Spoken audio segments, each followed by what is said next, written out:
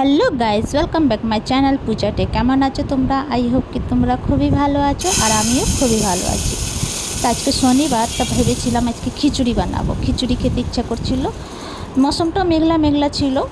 তো এখানে দেখো আধা ডিব্বা চাল আর আধা ডিব্বা দিয়ে কম মুসুর ডাল নিয়েছিলাম। তো ভালো করে ধুয়ে নিলাম, এই যে ধুয়ে টুয়ে সাইডে একটু 10-15 মিনিটের জন্য রেখে দেবো। তো খিচুড়ির সঙ্গে অনেক কিছুই আছে, তো তোমরা পুরো ভিডিওটা দেখতে থাকো। তো এখানে কুকার নিয়ে নিলাম, কুকারের মধ্যে চাল ডালটা দিয়ে দেবো আর জল দিয়ে দেবো হলুদ গুঁড়ো, স্বাদ অনুসার নুন দিয়ে দেবো, কাঁচা লঙ্কা দিয়ে দেবো, আর এখানে 3-4টে আলু ফেরে দিয়ে দিচ্ছিলাম, আর একটুখানি সরষের তেল দেবো আর সিটি লাগিয়ে দেবো।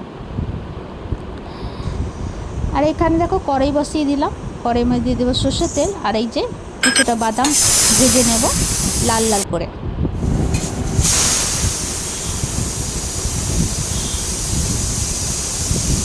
তো এখানে সিটি আমার লেগে গেছে, তো খিচুড়ি আমি নামিয়ে নিয়েছি।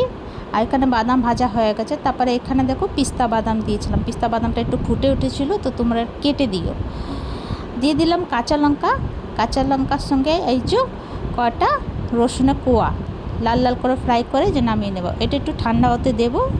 তারপরে ওই কড়াইয়ের মধ্যে একটুখানি আর্ধেক পেঁয়াজ একটু লাল লাল করব, একটুখানি তেল আরও দিয়েছিলাম। তো চলো, এই চাটনি রেডি হয়ে গেছে। বাদামে দিয়ে দেবো নুন স্বাদ অনুসার, আর এই যে পেঁয়াজটা লাল লাল হয়ে গেছে, এবার নামিয়ে নেব। এখানে শুকনো লঙ্কাটা ফ্রাই করে এই পেঁয়াজের সঙ্গে রেখে দেব। তো এই যে শুকনো লঙ্কা লাল লাল হয়ে গেছে, রেখে নেবো। ওই কড়াইয়ের মধ্যে আবার সরষের তেল দিয়ে দেবো বেশ করে।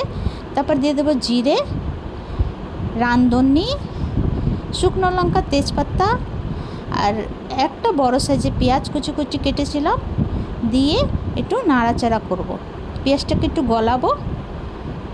তারপর দিয়ে দেবো একটা টমাটো।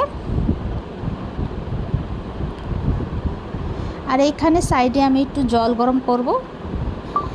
আর এই যে পেঁয়াজটা নাড়াচাড়া মধ্যে মধ্যে করতেই থাকবো। আর এখানে দেখো খিচুড়িটা যে হয়ে গেছিলো, ওইখানে আলুটা সিদ্ধ হয়ে গেছে, আলুটা সব বার করে নেব। এই যে খিচুড়ির মধ্যে জলটা আমি দিয়ে দেবো, যে জল গরম করেছিলাম। তবে পেঁয়াজটা একটু গোলাপি গোলাপি হয়ে গেছিলো, তো আমাদের জিরে পাউডার, আদা রসুন বাটা, হলুদ গুঁড়ো, একটুখানি জল দিয়ে একটু ফ্রাই করব।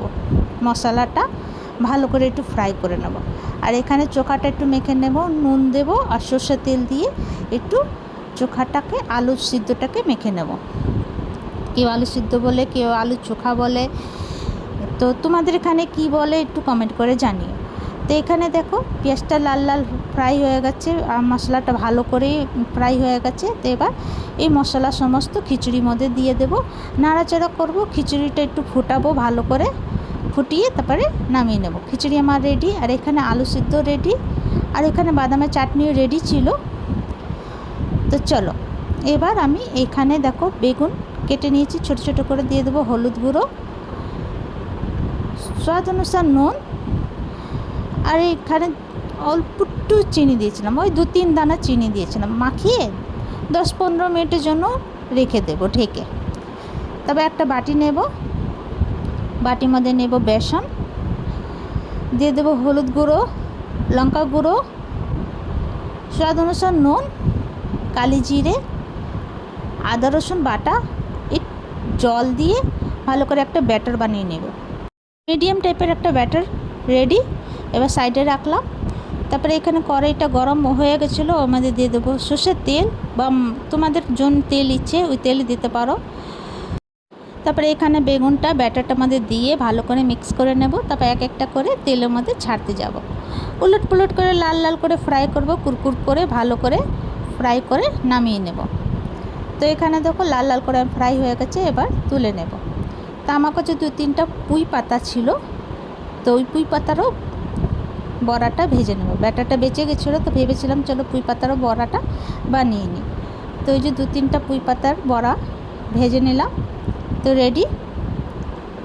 তো চলো এবার প্লেটিং করে তোমাদেরকে দেখাই। তো এই যে খিচুড়ি বার করে নেব।